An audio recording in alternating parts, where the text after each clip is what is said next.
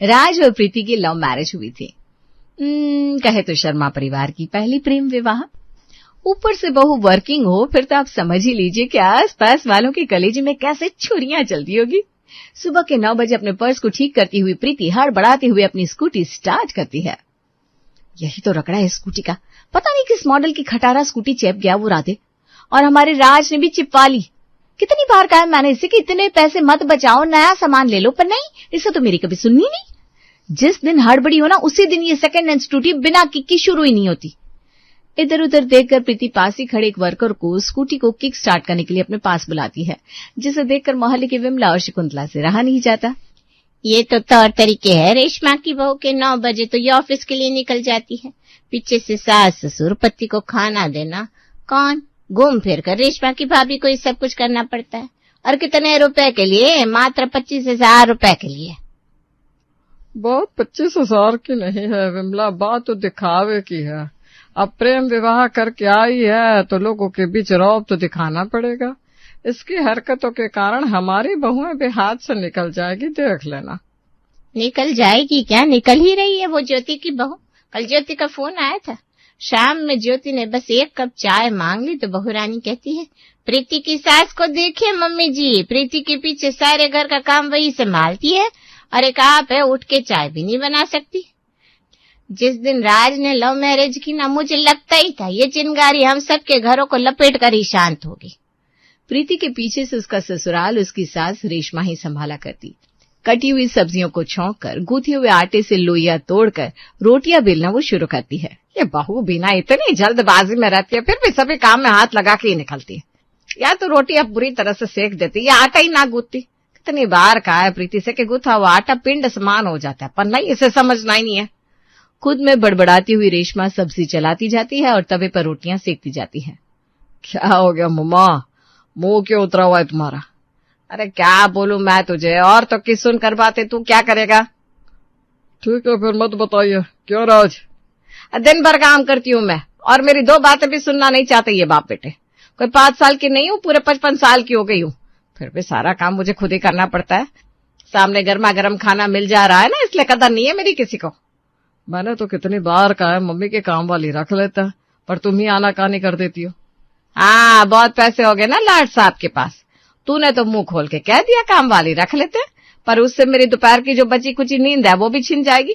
पता चला कमरे में सोने गई तुम बाप बेटे और बहू मिलकर जो 2 पैसे घर पर लाते हो ना, उस पर वो काम वाली हाथ साफ करके चली गई।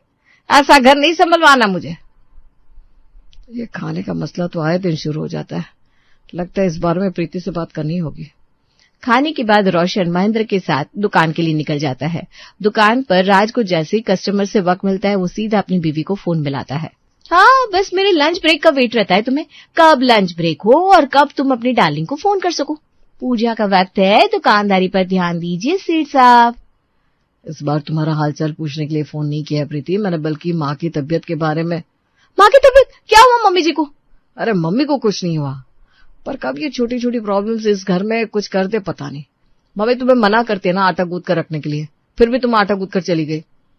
शिट, मेरी गलती होगी। वो मुझे क्या लगा कि सब्जियां तो पकने में वक्त लगेगा, उतना वक्त मेरे पास नहीं था, सिर्फ 5 मिनट थी, तो मैंने सोचा कि इसमें तो सिर्फ आटा ही गूंथ सकती हूँ, तो मैंने वही कर दिया। तुम्हें मुझे कुछ बताने की जरूरत नहीं है प्रीति, तुम्हें जानता हूँ मैं। 7 साल के रिलेशनशिप के बाद ही तो हमने शादी की थी, पर ये बात है कि लव मैरिज के लिए मम्मी मान गई, शादी के बाद वो तुम्हें वेस्टर्न पहनाने को भी राजी हो गई, यहाँ तक कि उन्होंने तुम्हें काम करने से भी मना नहीं किया। पर अब थोड़ा हम नहीं करेंगे तो मम्मी तो कुछ नहीं कहेगी, पर लोगों को वक्त नहीं लगेगा ना कान भरने में, और मैं नहीं चाहता कि मेरा परिवार टूटे। रात को ऑफिस से आते ही प्रीति अपनी सास के पास जाती है। डिनर में क्या बना लूं मम्मी जी? नहीं रहने दे, वो दोपहर के चावल रखे हुए हैं, मैं उसे ही फ्राई कर देती हूँ, तू जा आराम कर ले, थक गई होगी। प्रीति कमरे में जाकर अपनी फ्रेंड से बात करने लगती है। अब कुछ नहीं हो सकता बहन, तू गई, कोई सास अपनी बहू को आराम करने को कह रही है, इसका मतलब समझ रही है, तो उनके मन से पूरी तरह उतर चुकी है। अरे ऐसा मत बोलना, अगर ऐसा हो गया तो राज को भी मुझे दिल से उतारने में वक्त नहीं लगेगा। हे भगवान, सोचा था क्या क्या हो गया, बता ना प्रिया मैं क्या करूं। याद है तुझे पिछली बार जब तेरे घर आई थी, तूने मेरे लिए राजमा चावल बनाए थे, तब तेरी सास कितनी खुश हो गई थी, याद है? कल संडे है, ऐसे भी तेरी छुट्टी रहेगी, कल राजमा चावल बना ले, उनका दिल जीत ले तू। वो कहते ना, एक बार पेट में मन का खाना चला जाए तो मन के अंदर की सारी काली पीली बातें डकार के रास्ते बाहर निकल जाती है। ठीक है, तो फिर कल का प्रोग्राम डन रहा। और इस बार सिर्फ राजमा चावल नहीं, अपना स्पेशल अचार भी बनाऊंगी मैं। और रात को ही राजमा भिगो कर प्रिया बाकी सारी तैयारियां करके सो जाती है और अगली सुबह सबसे पहले शिमला मिर्च, गाजर और गोभी को बारीक स्लाइसेस में काटना शुरू करती है। सब्जियां तो पतली पतली कट गई।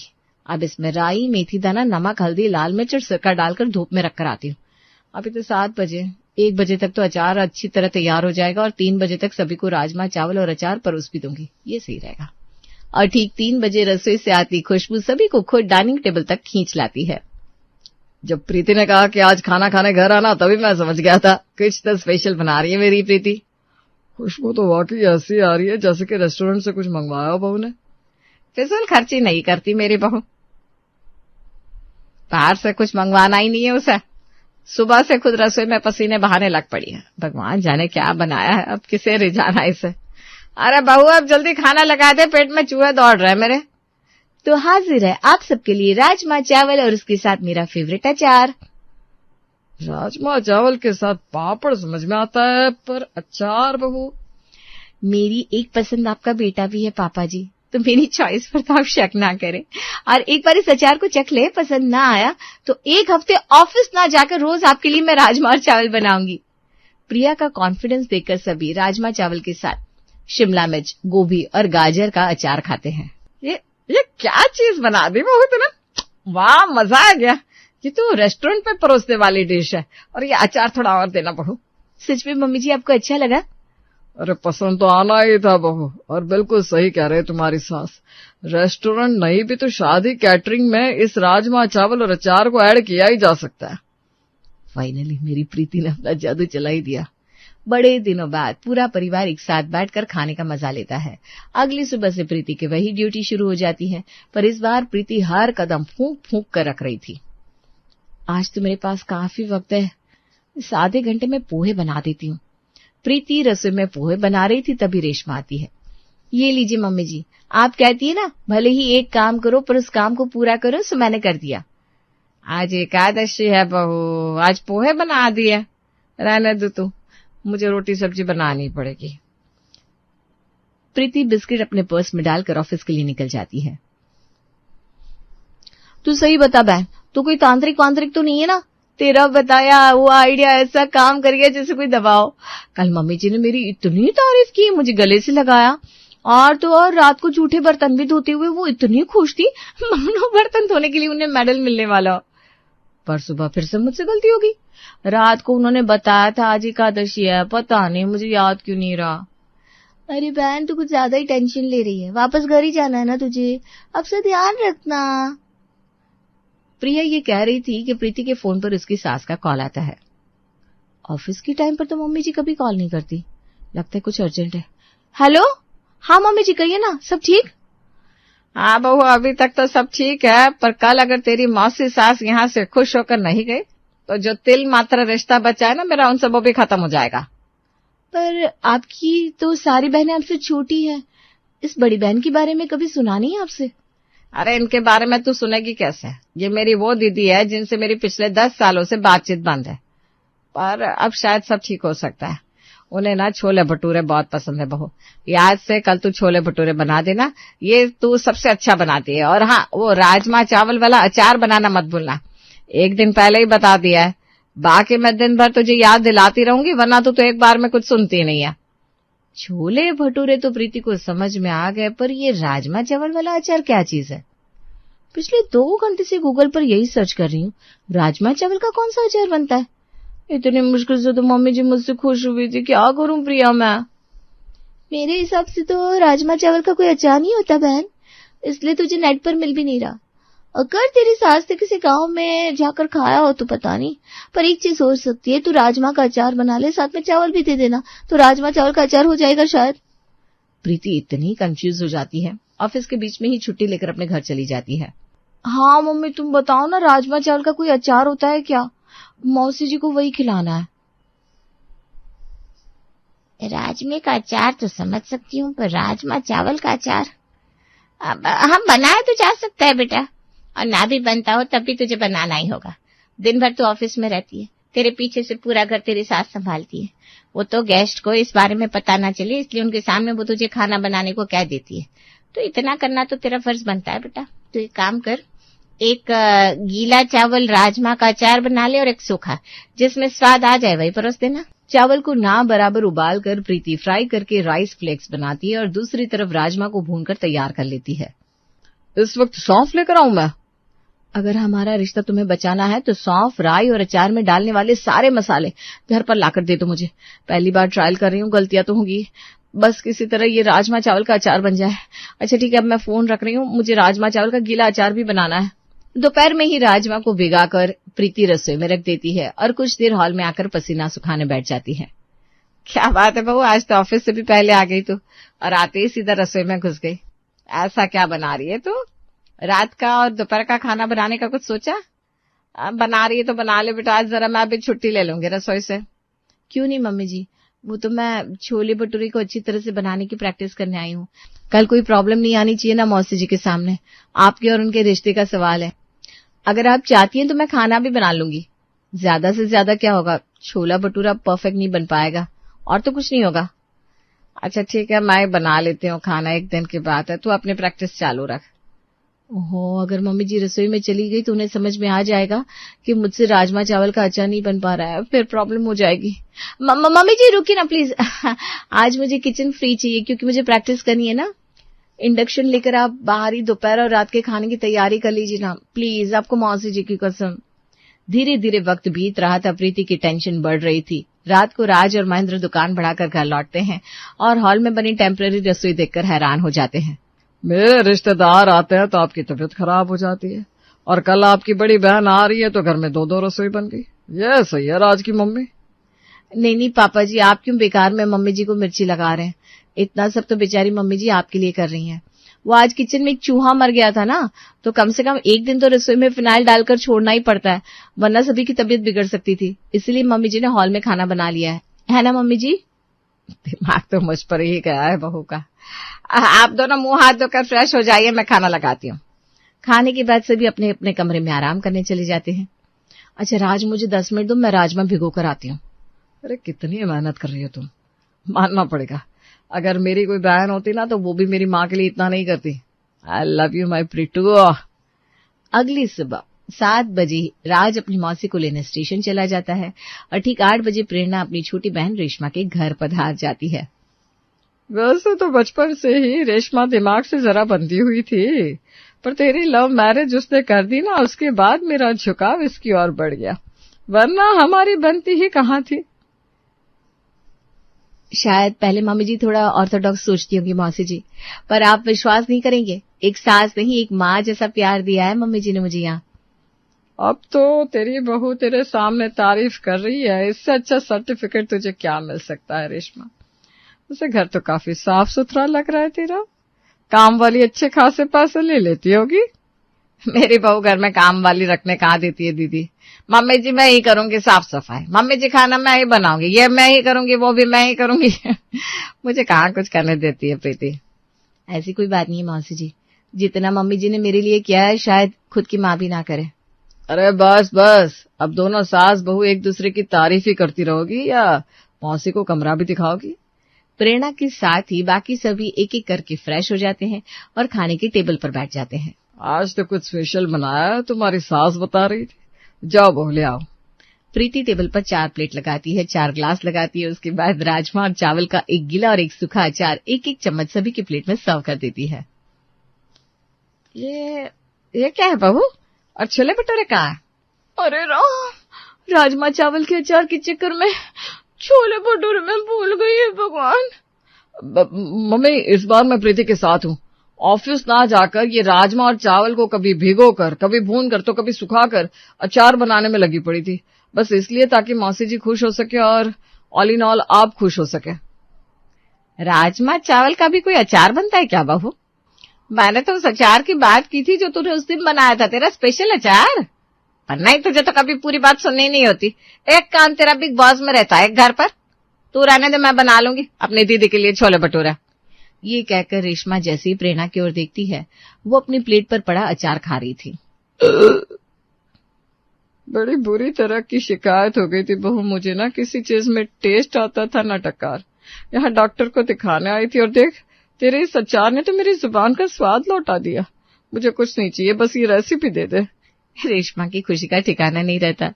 प्रीति की समझी आधी बात ने आज उसकी बहन को पूरा खुश कर दिया था। कानपुर शहर में एक मध्यम वर्गीय परिवार रहता था जिसका मुखिया प्रेमनाथ था। प्रेमनाथ के अलावा उस परिवार में उसकी पत्नी रीमा, बड़ा बेटा पवन, बड़ी बहू गौरी, छोटा बेटा वनराज और पोता बबलू रहते थे। वो सब वैसे तो हमेशा मिलजुल कर रहते थे, लेकिन एक बात पर प्रेमनाथ की उन सबसे बहस होती रहती थी और वो था अनुशासन। प्रेमनाथ के सिवा पूरा परिवार किसी चीज की परवाह नहीं करता था। हे भगवान, कितने गंदगी हो रखी है घर में। 11 बज गए और अभी तक।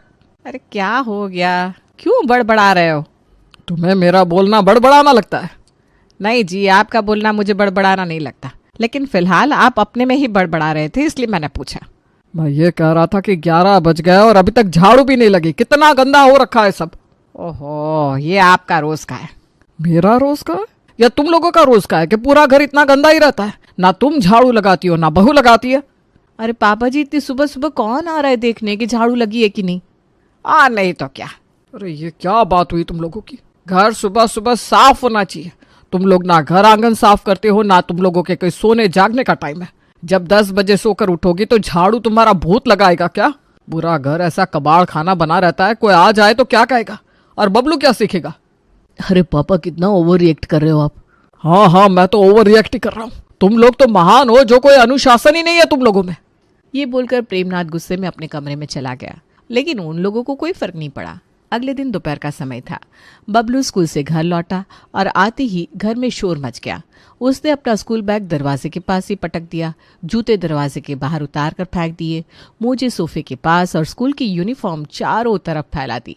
फिर जोर से चिल्लाया, मम्मी मम्मी मुझे भूख लगी है, मम्मी मुझे बहुत तेज भूख लगी है, खाना दो।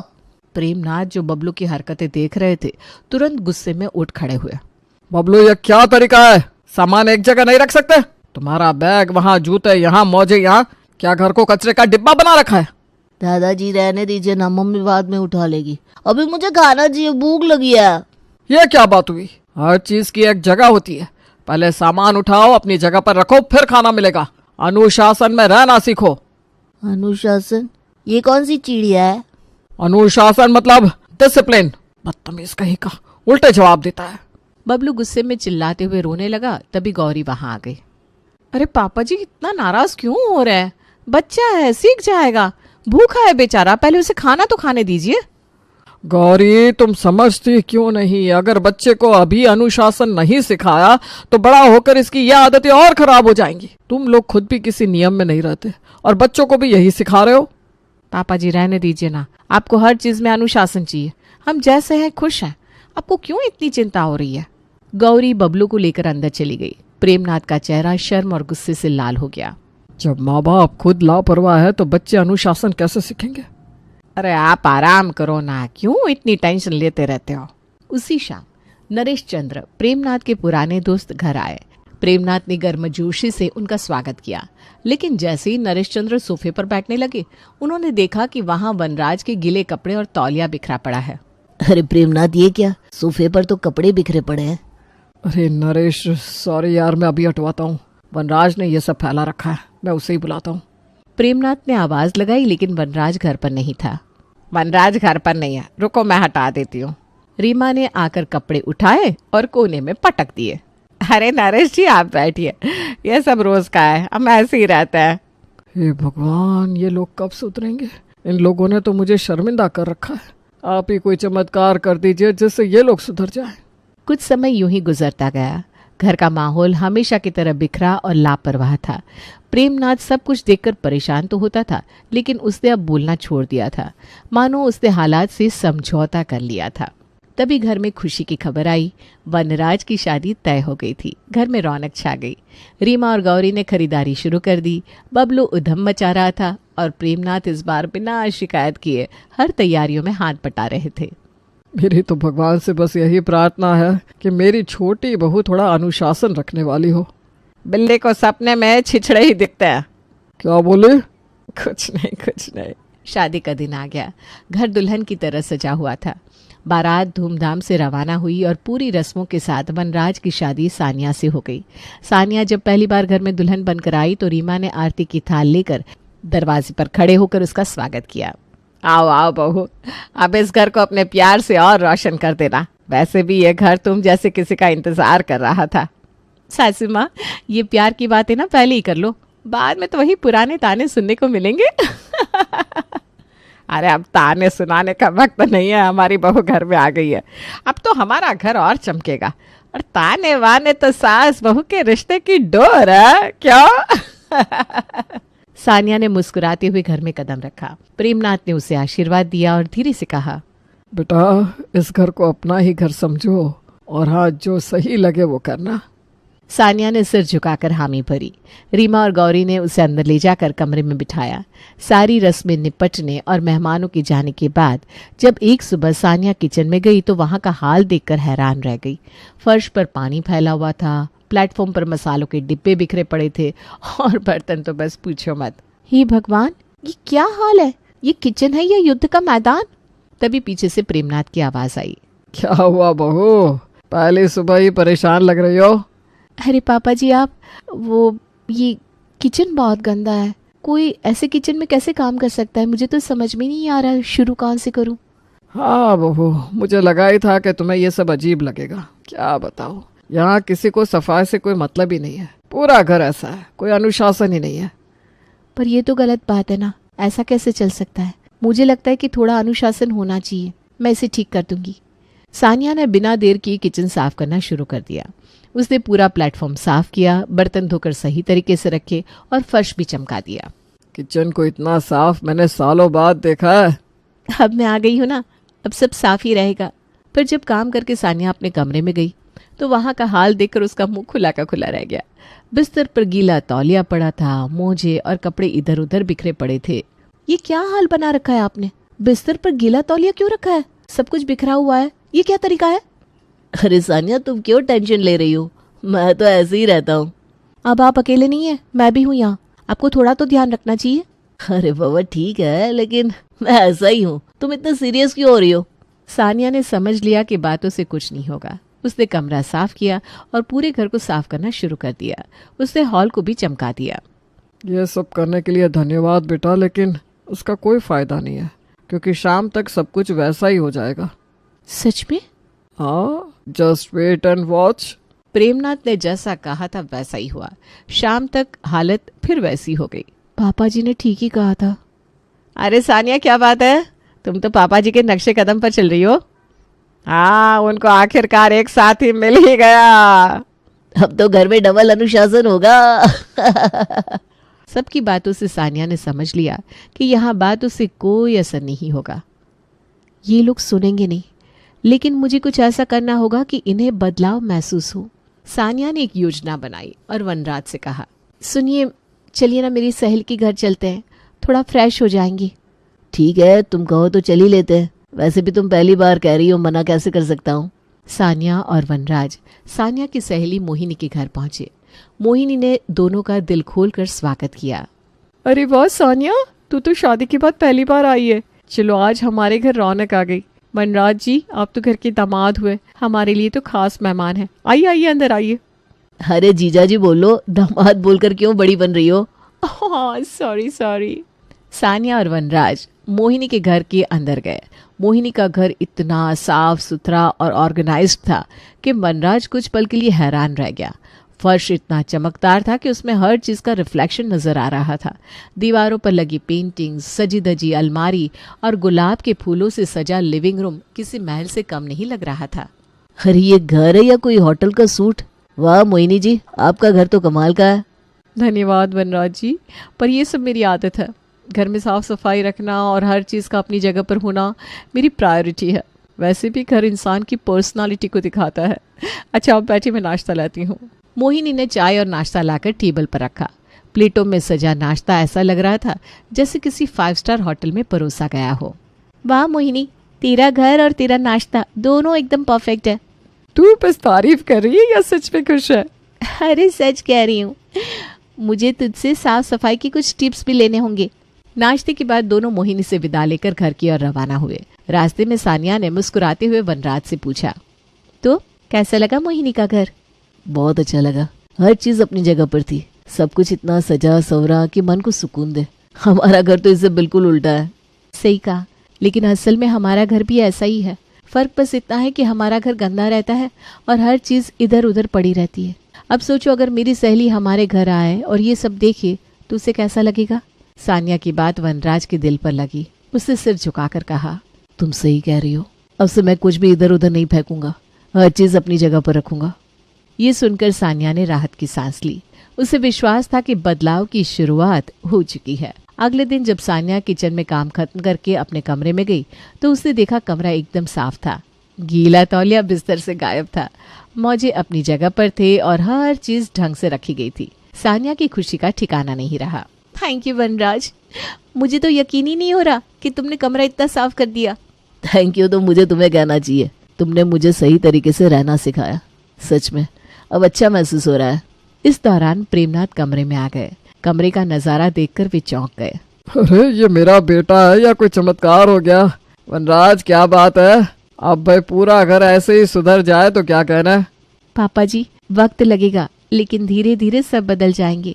प्रेमनाथ ने सानिया की जमकर तारीफ की। बहू, तुमने इस घर को बदले बिना ही बदल दिया। चलो अब हम सब मिलकर बाकी लोगों को भी सुधारते हैं। एक दिन सानिया गंदे कपड़े लेकर गहरी सोच में गौरी के कमरे में गई। अरे दीदी, ये गंदे कपड़े आपके कमरे में रख दूं? वैसे भी आपका कमरा गंदा ही है, मेरा तो साफ सुथरा है। क्या बकवास कर रही हो सानिया? गंदे कपड़े मेरे कमरे में क्यों रखोगी? दीदी, गंदे कपड़े तो गंदी जगह पर ही रखने चाहिए ना। आपका कमरा देखो, मेरा कमरा देखो, अब बताइए कहाँ रखूं? गौरी को ये सुनकर गुस्सा तो आया, लेकिन साथ ही उसे अजीब भी लगा कि सानिया सच कह रही है कि उसका कमरा गंदा तो है। उसने कपड़े रखवाने की इजाजत तो दे दी, लेकिन खुद के कमरे की हालत पर गौर करना शुरू कर दिया। चाची, हमारा कमरा तो आपके कमरे के सामने कूड़ेदान लग रहा है। बाबलो चुप कर। सानिया के इस तरीके ने गौरी को सोचने पर मजबूर कर दिया। एक दिन सानिया ने अपनी सास रीमा और जिठानी गौरी से कहा, मम्मी जी और दीदी, चलिए ना आज बाजार चलते हैं, थोड़ी शॉपिंग हो जाए, नए पर्दे भी देख लेंगे और आपके लिए नई साड़ियाँ भी। अरे वाह, शॉपिंग की बात सुनकर तो हमारी थकान ही उतर गई। चलो तैयार हो जाते हैं। हाँ चलिए ना, बहुत दिन गए बाजार गए हुए। तीनों अपने अपने कमरों में तैयार होने चली गई। सानिया को उसके कपड़े तुरंत मिल गए क्योंकि उसकी अलमारी एकदम ऑर्गेनाइज थी। उसने झटपट अपनी पसंदीदा साड़ी निकाली, तैयार हुई और लिविंग रूम में आकर बैठ गई। दूसरी तरफ रीमा और गौरी अपनी अलमारियों में कपड़े ढूंढने में उलझ गई। रीमा की अलमारी इतनी अस्त व्यस्त थी कि साड़ियां नीचे गिरने लगी। अरे ये साड़ियाँ क्यों गिर रही है? मैं तो बस वो नीली वाली साड़ी ढूंढ रही हूँ। मम्मी यहाँ भी वही हाल है, मेरी पसंदीदा कुर्ती मिल ही नहीं रही। ये अलमारी ना हमेशा गड़बड़ रहती है। चाची तो तैयार होकर रानी की तरह बैठी है और मम्मी दादी आप दोनों अभी तक अपनी अलमारियों के साथ युद्ध कर रही है। बबलू, ऐसा इसलिए है क्योंकि मैं कपड़े हमेशा सही जगह पर रखती हूँ, मुझे हर चीज का पता होता है। मम्मी दीदी देख लो, सीखो चाची से कुछ, आपको तो शर्म आनी चाहिए। रीमा और गौरी जो पहले से ही परेशान थी, बबलू की बात सुनकर शर्मिंदा हो गई। हाँ भाई, अब तो सच में अलमारी ठीक करनी पड़ेगी, हर बार यही हाल होता है। चलो फिलहाल तो शॉपिंग पर चलते हैं, बाकी बातें बाद में करेंगे। उस दिन रीमा और गौरी ने शॉपिंग तो कर ली, लेकिन मन ही मन अपने सुधार की ठान ली। अगले कुछ दिनों में रीमा और गौरी ने अपनी आदतें बदलनी शुरू कर दी। उन्होंने अपनी अलमारियां ठीक की और रसोई में फैली गंदगी भी साफ करनी शुरू कर दी। एक दिन जब प्रेमनाथ घर के लिविंग रूम में आए तो सब कुछ ऑर्गेनाइज देखकर चौंक गए। अरे ये तो कमाल हो गया, लगता है कुछ लोगों को अब डिसिप्लिन पसंद आने लगा है। पापा जी, वक्त के साथ सब कुछ बदल जाता है, बस सही तरीके से समझाने की जरूरत होती है। तुमने तो कमाल ही कर दिया सानिया, पूरे घर को बदल दिया। लेकिन तुमने कहा था कि आखिरी बार अभी बाकी है, वो क्या है? बस थोड़ा और इंतजार। मुझे इसके लिए पड़ोस वाली बबीता आंटी की मदद लेनी होगी, उनसे मिलकर आती हूँ। सानिया बबीता के पास गई और उन्हें अपना प्लान समझाया। बबीता जो खुद भी साफ सफाई की दीवानी थी, तुरंत राजी हो गई। उसी शाम बबीता घर आई। कुछ देर इधर उधर की बातें करने के बाद बबीता ने सानिया के कमरे की तारीफ करनी शुरू कर दी। अरे वाह सानिया, तुम्हारा कमरा तो किसी होटल की कमरे जैसा लग रहा है। सब कुछ इतना साफ और ऑर्गेनाइज्ड। तुम्हारे आने के बाद तो ये घर भी थोड़ा सही लगने लगा है, वरना पहले तो ये घर किसी चिड़ियाघर जैसा लगता था। चिड़ियाघर? हाँ हाँ, मैं मजाक नहीं कर रही हूँ। और देखो, तुम्हारा और तुम्हारी सास के कमरे तो ऐसे लग रहे जैसे वहाँ सिर्फ फैला हुआ सामान रहता हो। तुम दोनों को तो बस गंदगी फैलाने का ही शौक है ना। बबीता आंटी, आप ऐसा कैसे कह सकती हैं? अरे मैं झूठ बोल रही हूँ क्या? सच तो ये है कि तुम्हें साफ सफाई का जरा भी ध्यान नहीं। हमारा कमरा इतना भी गंदा नहीं है, और वैसे भी हर कोई सानिया जैसा परफेक्ट नहीं हो सकता।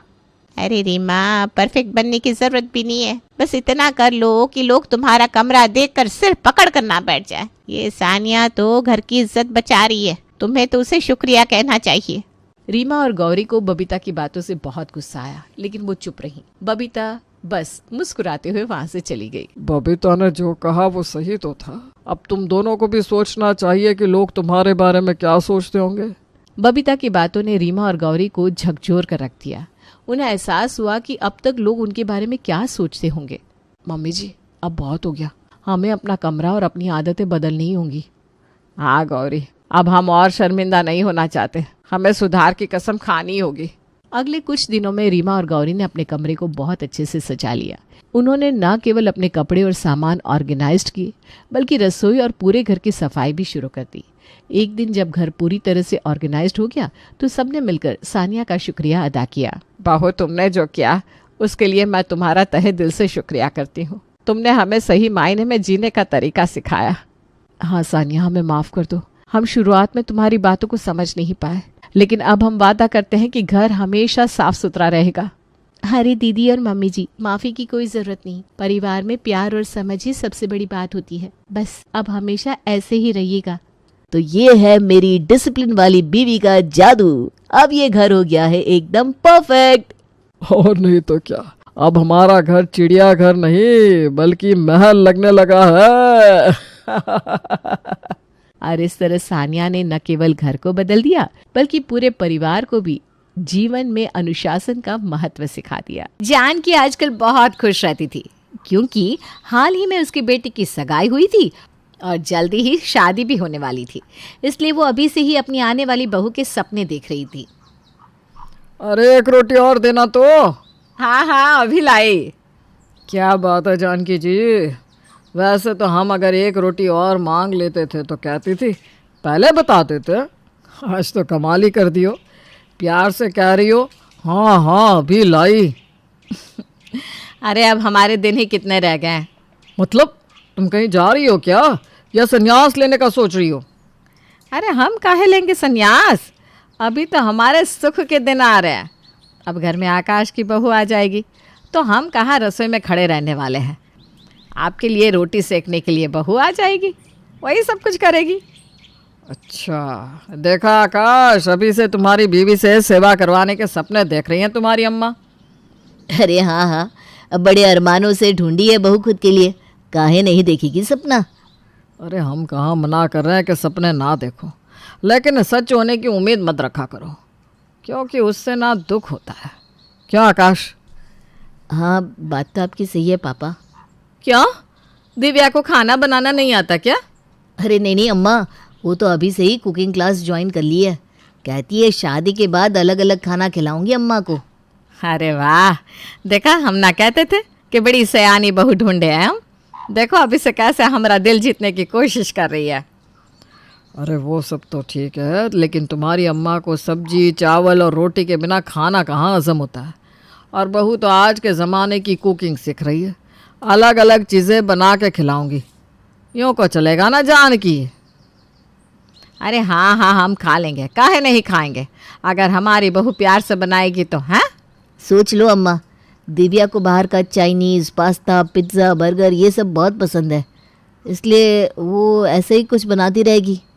अरे ये तो अच्छी बात है ना, हम तो चाहते हैं कि वो अलग अलग चीज़ें बनाए, हम भी तो सीखेंगे ना खाना। आप लोग ना हमें यूं ही डरा रहे हैं। ये तो वक्त ही बताएगा जानकी। जानकी ने कह तो दिया था कि वो तो बहुत खुश होगी अगर उसकी बहू अलग अलग चीज़ें बनाएगी तो, लेकिन जब दिव्या ने शादी के बाद पहली बार नूडल्स बनाया तो उसे देखकर जानकी कुछ हैरान परेशान रह गई। तेरी अम्मा का चेहरा देखा कैसा हो गया है नूडल्स को देखकर। शादी से पहले तो कह रही थी मुझे तो मज़ा आएगा जब बहू अलग अलग चीज़ें बनाएगी। अब देखो नूडल्स को कैसे देख रही हैं।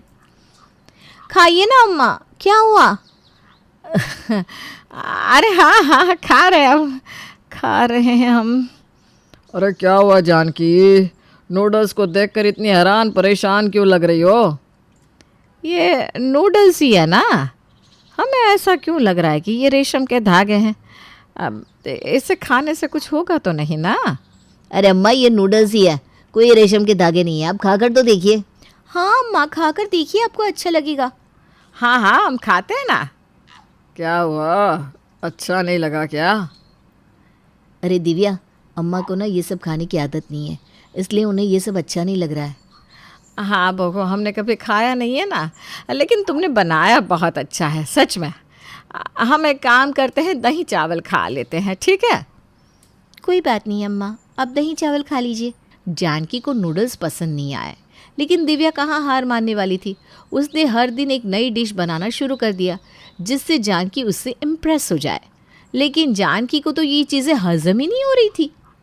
अरे रे, हमारी जीभ तो अभी तक जल रही है, क्या करे हाय। हम तो कहे थे दिव्या से कि अम्मा को नाचोस और उसकी चटनी मत दो, उन्हें पचेगी नहीं, लेकिन दिव्या कहाँ मानने वाली है। अरे इसमें दिव्या बहू का क्या कसूर है? वो तो चाहती हैं कि कोई अलग नई डिश जानकी को पसंद आ जाए बस, लेकिन जानकी को तो अभी तक कोई भी डिश पसंद ही कहाँ आई है। अरे हम समझ सकते हैं कि दिव्या बहू बहुत कोशिश कर रही है, लेकिन हमें लगता है कि हमारे लिए रोटी सब्जी दाल चावल ही सही है। तुम हमारे लिए वही बना दिया करो बहू।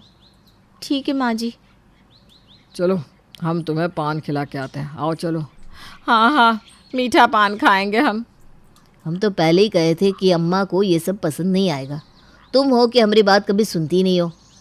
अरे हमने इतनी सारी डिशेस सीखी हैं, हमें लगा कोई तो ऐसी चीज़ होगी जो अम्मा को पसंद आ जाएगी। अरे ऐसा हो ही नहीं सकता कि अम्मा को ये सब पसंद आए। आप हमें चिढ़ा रहे हैं क्या? अरे हम तुम्हें चिढ़ा नहीं रहे हैं, बस सच्चाई कह रहे हैं कि मेहनत करना छोड़ दो, दाल चावल ही बना दो। हमने अभी तक अम्मा को अपनी स्पेशल डिश कहाँ खिलाई है? अरे सोचना भी मत कि तुम अम्मा को मोमोज खिला दोगी। अरे हम शर्त लगाते हैं, उन्हें बिल्कुल पसंद नहीं आएंगे। अच्छा, तो आप शर्त लगा रहे हैं हमसे? ठीक है, हम भी आपका चैलेंज ना कबूल करते हैं। हम अम्मा को ऐसे मोमोज खिलाएंगे कि वो दीवानी हो जाएगी। अरे दिव्या, काहे तुम ये शर्त लगा रही हो? हार जाओगी, रहने दो ना। देखते कौन हारता है कौन जीतता है।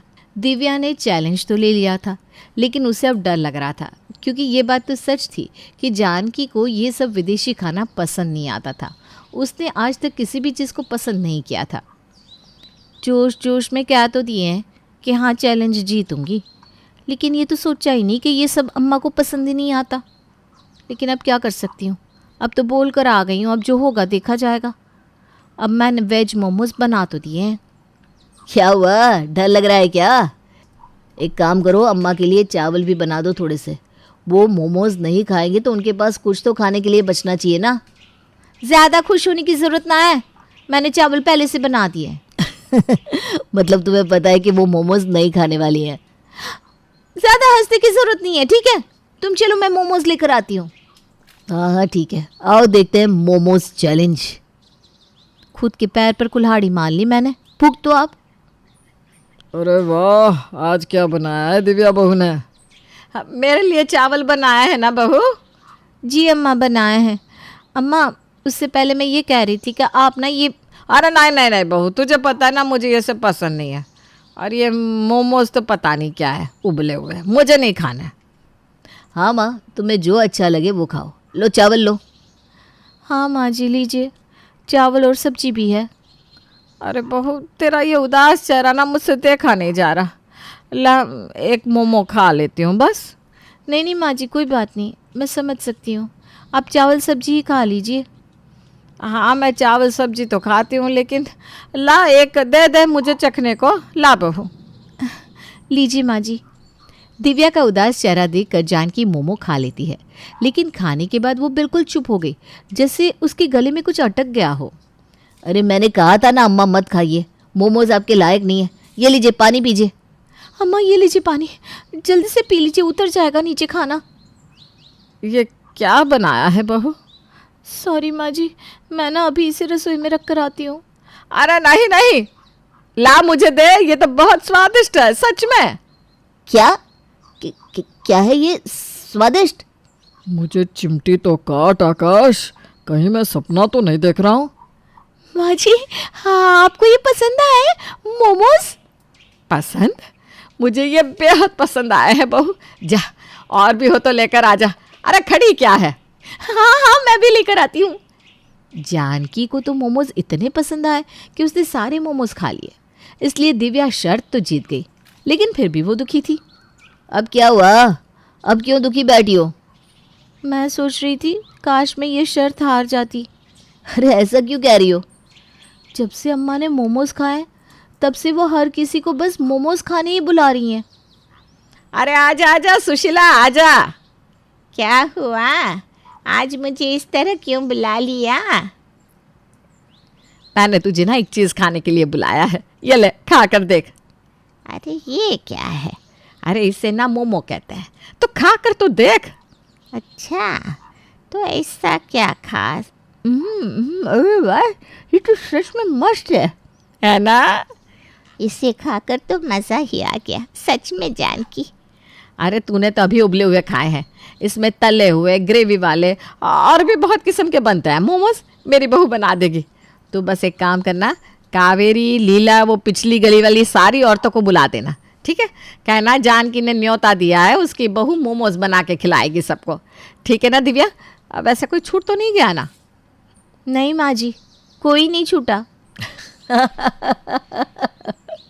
और बनाओ ससुराल में मोमोज, अब सारे मोहल्ले को खिलाना मोमोज। काश मैं माँ जी को वो चावल सब्जी ही खिलाती। ये मोमोज पसंद ना आते उन्हें तो अच्छा होता। गांव बापस्ती की पहाड़ी पर एक मंदिर था जो कई वजहों से प्रसिद्ध था। बापस्ती के परिवारों में आपसी सौहार्द बना हुआ था। इसकी वजह उस मंदिर को ही बताया जाता है। अरे ओ विमला, ये इस मंदिर की कहानी क्या है रे? अरे ये मंदिर इस गांव के लिए बहुत ही शुभ है। अरे शुभ तो है, तो फिर भी लोग इस मंदिर से दूर क्यों रहते हैं? ये इतना वीरान क्यों रहता है? अरे बड़े बुजुर्ग कहते हैं कि मंदिर में आत्माओं का राज है जो लोगों की मदद करते हैं, लेकिन मंदिर से सभी को दूर भी रखते हैं। अरे ये कैसी आत्माएं हैं जो लोगों की मदद भी करते हैं और लोगों को मंदिर से दूर भी रखते हैं? अरे यही चलता आया है यहाँ पर, इसीलिए कोई कुछ बोलता नहीं, क्योंकि जिसके घर में कोई भी परेशानी होती है तो बताते हैं कि इस मंदिर से उन्हें मदद मिलती है। अरे वाह, ये तो अच्छी बात है, तभी इस गांव में इतनी खुशहाली दिखती है। तभी बाहर किसी की चीखने चिल्लाने की आवाज आती है। दोनों बाहर निकलती हैं तो देखती हैं कि गांव के एक बुजुर्ग रो रहे हैं क्योंकि शहर से उन्हें कोई बुरी खबर मिली है। अरे क्या हुआ चचा, रो क्यों रहे हो आप? हाँ चाचा बताओ ना, हुआ क्या? अरे क्या बताऊं बेटे, मेरा बेटा शहर गया हुआ था कमाने, लेकिन आज खबर मिली है कि उसका एक्सीडेंट हो गया, वो अस्पताल में भर्ती है। अरे तो इसमें परेशान होने की क्या बात है चाचा, जाओ शहर और बेटे का इलाज करवाओ। हाँ चाचा, विमला सही कह रही है, आप शहर जाओ और इलाज करवाओ। अरे कैसे इलाज करवाऊं, अभी पैसे नहीं है और शहर के अस्पतालों में इलाज का खर्चा लाखों में आता है। अरे चाचा भगवान पर भरोसा रखो, कहीं ना कहीं से मदद जरूर मिल जाएगी, बस आज का दिन कैसे भी काट लो। अरे अब तो बेटा थोड़ा समय काटना भी मुश्किल होता जा रहा है। देख कमला, तू ही समझा चाचा को, अरे पैसों का कहीं ना कहीं से इंतजाम तो जरूर हो जाएगा। अरे चचा, जब विमला कह रही है तो थोड़ा उस पर भी भरोसा रखो। चलो आपको घर छोड़कर आ जाती हूँ। उसके बाद कमला उन बुजुर्ग को लेकर चली जाती है और विमला मंदिर की ओर चली जाती है। विमला मंदिर की सीढ़ियों पर चढ़ते हुए दूर से नजर आती है। उसके बाद वो आंखों से ओझल हो जाती है। उसी रात उस बुजुर्ग के घर के बाहर एक थैला रखा हुआ मिला। बुजुर्ग उस थैले को देखते ही चौंक पड़ा, क्योंकि उसमें 5 लाख रुपए रखे हुए थे। वो बुजुर्ग सुबह दौड़ा दौड़ा गांव के दूसरे बुजुर्गों के पास गया। अरे मंगल भाई सुनो, मेरे घर के बाहर ये पैसों से भरा बैग रखा हुआ मिला है। अरे किसका है ये भाई? अरे भैया मुझे क्या पता। तभी उधर से कमला और विमला निकलती हैं। अरे बेटा सुन तो, देख ये क्या रखा हुआ था मेरे घर के सामने। कमला और विमला हैरानी से देखती हैं। अरे वाह, देख विमला, तूने कहा था ना कि कोई ना कोई मदद जरूर करेगा। अरे भगवान सबकी मदद करते हैं, ये पैसों की मदद भी भगवान ने ही भेजी है। और क्या। अब चच्चा सोच क्या रहे हो? शहर जाओ और बेटे का इलाज करवाओ। ठीक है बेटियों, जो तुम कहो। चलो निकलता हूं शहर बेटे का इलाज करवाने के लिए। अरे विमला, एक बात तो बता, ये इन्हें मिले तो कैसे मिले पैसे? अरे मैं ना कहती थी कि ये मंदिर सबकी मुसीबतों में मदद भेजता है। अरे वाकई बड़ी पुण्य आत्मा है मंदिर में। सो तो है, लेकिन उनके बारे में लोगों को कम ही पता है। अच्छा, और तुम्हें क्या पता है? जितना पता था वो तो बता दिया। ना रे ना, मैं नहीं मानती, तू कुछ तो छिपा रही है। अरे कुछ ना छिपा रही, जो पता था वो बता दिया। मंदिर से लोगों को मदद मिलती है, बस इतना ही पता है। ठीक है बाबा, अब नहीं पूछूंगी। इसके बाद उसी रात कमला चुपचाप अपने कमरे से निकलती है और मंदिर की ओर चल पड़ती है। कमला धीरे धीरे मंदिर के दरवाजे पर पहुंचती है। अंदर से हल्की हल्की रोशनी आ रही थी। इसके बाद जो वो देखती है वो हैरान रह जाती है। कमला इसके बाद तेजी से वापस लौट आती है। दूसरे दिन सुबह सुबह। अरे विमला, तू तो छिपी रुस्तम निकली है। ऐसा क्या छिपा लिया मैंने? अरे तूने तो भनक ही नहीं लगने दी और चाचा की मदद भी कर दी। हैं? ये क्या कह रही हो? ऐसा कैसे कह सकती हो तुम? मैंने कोई मदद नहीं की। अरे सब पता है मुझे, कल रात मैं गई थी मंदिर। तो क्या देखा? अरे तुम्हारा पति और कुछ लोग वहां दिखे। बोरियों में नोट भरे हुए थे और सभी नोट गिनने में लगे हुए थे। तो तुम्हें क्या लगा? वो क्या कर रहे थे? अरे मैं समझ गई कि वो लोग कहीं से डकैती कर पैसे लेकर यहां मंदिर के पीछे छिपाते हैं।